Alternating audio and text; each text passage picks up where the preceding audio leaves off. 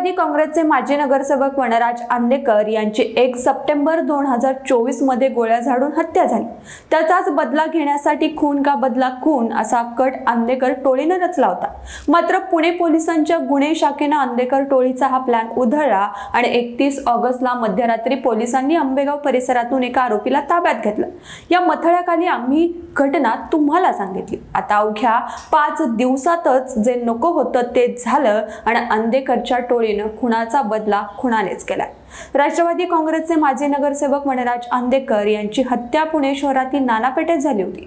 या हत्येला 1 वर्ष पूर्ण झाले। या हत्येमागचा गणेश कोमकर हा आरोपी होता। आता त्याच खुनाचा बदला घेताना अज्ञात आरोपींनी गणेश कोमकरचा 19 वर्षाचा मुलगा आयुष कोमकर याच्यावर नाना पेठेतील त्याच्या घराच्या पार्किंग मध्येच आयुष कोमकरवर गोळीबार केला। या गोळीबारात त्याला 2 गोळ्या लागल्या आणि यातच त्याचा मृत्यू झाला। या घटनेमुळे परिसरात प्रचंड खळबळ उडाली।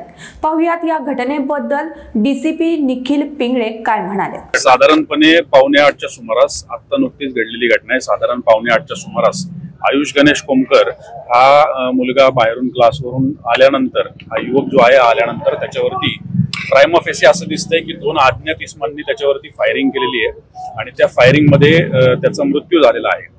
आयुष गणेश कोमकर याचे जे वडील आहेत गणेश कोमकर हे वनराज आंदेकर केस या गुन्ह्यामध्ये आरोपी आहेत।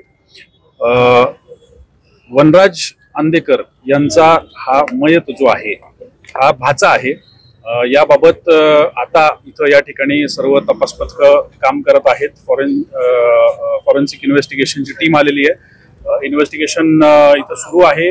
क्राईम ब्रांचच्या 6 टीम्स तपासासाठी आणि आरोपींच्या शोधासाठी पाठवलेल्या आहेत। याच्यावरती काही लीड्स आम्हाला प्राप्त झालेले आहेत। फिर्याद दाखल करण्याची प्रक्रिया चालू आहे। याच्यासाठी आयुष गणेश कोमकरचे जे कुटुंबीय आहेत त्यांच्याशी संवाद साधून फिर्याद दाखल करण्याची प्रक्रिया पोलीस स्टेशन या ठिकाणी चालू आहे।